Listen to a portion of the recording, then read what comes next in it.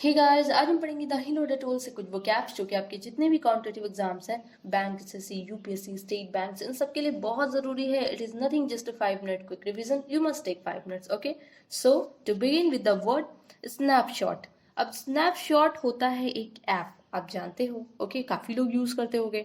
पर स्नैपशॉट का मतलब क्या होता है? इसका मतलब होता है तुरंत फोटो लेना. जो फोटो तुरंत ली गई है उसे क्या बोलते हैं? स्नैपशॉट. उसे पिक्चर नहीं कहते. जो फोटो अभी रिसेंटली बस आपने लिया ही है तुरंत, तो उसे क्या कहेंगे? Snapshot. Okay. An informal photograph taken quickly, यानी कि तुरंत क्या ली जाए? एक इनफॉर्मल फोटोग्राफ ली जाए. इसके सिनोनिम्स हो गए एक्सपोजर, फोटो, फोटोग्राफ हो गया, पिक हो गया एंड पिक्चर हो गया. ठीक है.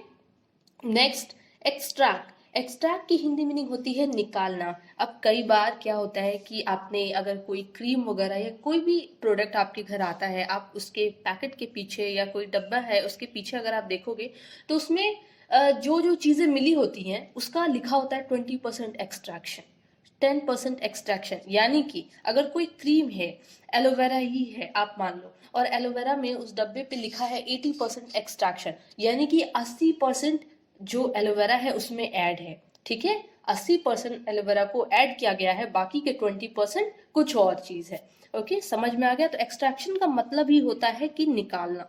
To take something out specially with difficulty, यानी कि किसी चीज को अगर आप बाहर भी निकाल रहे हो बहुत ही डिफिकल्टी से, उसे भी क्या कहते हैं? एक्सट्रैक्ट करना. तो इसके सिनोनिम्स हो गए abduce, check out, cockle, detract, disbar and dismiss. Okay.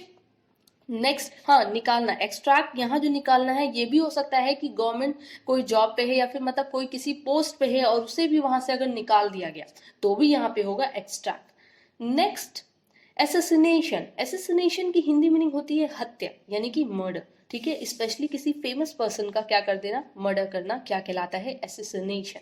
Okay. The premeditated act of killing someone suddenly, यानी कि क्या करना? एक अचानक से किसी को भी मार देना. स्पेशली फेमस पर्सन के लिए ही यूज करते हैं. तो इसके synonyms murder, killing and slaughter. Next, remorse. Remorse की हिंदी मीनिंग होती है पछतावा. जैसे आपने कोई गलती की और आपको क्या हो रहा है? अब रिग्रेट फील हो रहा है, गिल्ट आप कर रहे हो, यानी कि आपको पछतावा हो रहा है कि मुझे ऐसा नहीं करना चाहिए, तो उसी को कहते हैं remorse. Okay. A feeling of sadness because you have done something wrong, यानी कि एक ऐसी फीलिंग जो जिसकी वजह से आप काफी उदास हो. क्यों? क्योंकि आपने कुछ गलत काम किया हो. ठीक है, तो उसी को कहते हैं पछतावा. तो इसके सिनोनिम्स हो गए repentance, penitence, qualm and compunction and contrition. Okay, तो ये इसके सिनोनिम्स. नेक्स्ट, परफंक्शनरी. परफंक्शनरी की हिंदी मीनिंग होती है असावधान, यानी कि केयरलेस आप कह सकते हो. ठीक है, सावधान यानी कि केयरफुल और असावधान यानी कि कह सकते हैं केयरलेस.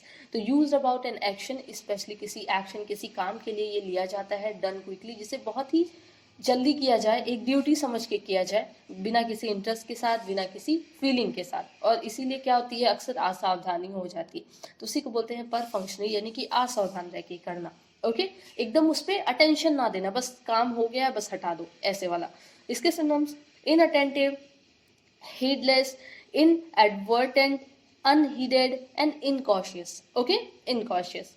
Next, incarceration. Incarceration कई बार आप पढ़ चुके हो, कई बार रिपीटेड वर्ड है, जिसकी हिंदी मीनिंग होती है कैद कर देना. किसी भी पर्सन को कैद करना, जेल में डाल देना, क्या कहलाता है? इनकार्सरेशन. द एक्ट ऑफ पुटिंग और कीपिंग समवन इन प्रिजन, यानी कि क्या करना? किसी भी पर्सन को जेल में रखना, क्या कहलाता है? उसे कैद करना, इनकार्सरेशन.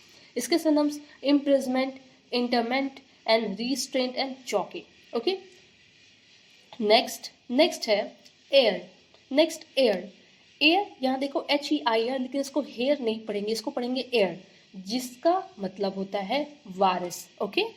वारिस आप सभी जानते होंगे, मतलब क्या होता है कि उत्तराधिकारी, यानी कि आपके पापा के बाद आप लोग क्या होगे? एक उत्तराधिकारी होगे, एयर होगे. The person with the legal right to receive inherit money property, यानी कि एक ऐसा पर्सन जिसको क्या हो? एक लीगल अधिकार मिल जाए मनी का, मनी पे, पैसे पे, प्रॉपर्टी पे. ओके, तो वो क्या होता है? एक वारिस होता है.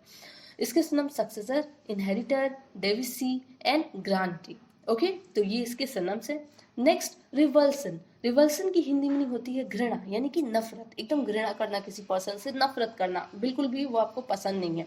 ओके, तो फीलिंग ऑफ डिसगस्ट, यानी कि ये भी एक फीलिंग ही है। फीलिंग ऑफ डिसगस्ट फीलिंग, यानी कि एकदम बेकार फीलिंग होना, because someone is extremely unpleasant, क्योंकि कोई इंसान क्या है, बहुत ज्यादा बेकार है।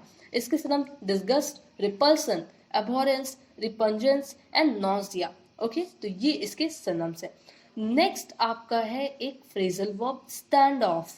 स्टैंड ऑफ की हिंदी मीनिंग होती है गतिरोध। ओके, यानी कि किसी चीज को क्या करना, रोकना। ओके, मतलब गतिरोध का मतलब होता है कि कोई भी काम अगर हो रहा है उसे आगे बढ़ने से रोक देना। ठीक है, अगर वो काम आगे होना चाह रहा है तो उस चीज पे वहीं रोक लगा देना, गतिरोध कर देना। ओके, तो उसी को कहते हैं स्टैंड ऑफ, यानी कि a situation in which an agreement is not possible. एक ऐसा सिचुएशन आ जाना जिसमें जो अग्रीमेंट है वो पॉसिबल ना हो, यानी कि आगे काम क्या हो, प्रोसीड ना कर पाए। जैसे अब ये तो आप जानती हो, डेडलॉक, स्टेलमेट, इम्पास, तो ये क्या है, ये इसके सिनोनिम्स हैं। नेक्स्ट आपका एक ईडियम है। Okay, alpha and omega. मेरे हिसाब से ये ईडियम आप सब जानते होंगे। ओके, तो अल्फा एंड ओमेगा का मतलब होता है शुरुआत और अंत, शुरू से लेकर के अंत तक। कोई भी चीज शुरू से लेकर के अंत तक है तो वो क्या है, वो अल्फा एंड ओमेगा है, the first and last. Okay, तो इसको आप ऐसे भी कह सकते हो, be all and and all. Okay, तो ये सारे के सारे आपके वो कैप्स थे। आप डेली शाम में टेलीग्राम पे आया करो, 6:30 के बाद वहां पे इन सारे वो कैप्स का क्विज चलता है, जिससे आपका रिवीजन और स्ट्रांग हो जाएगा। Okay, thank you.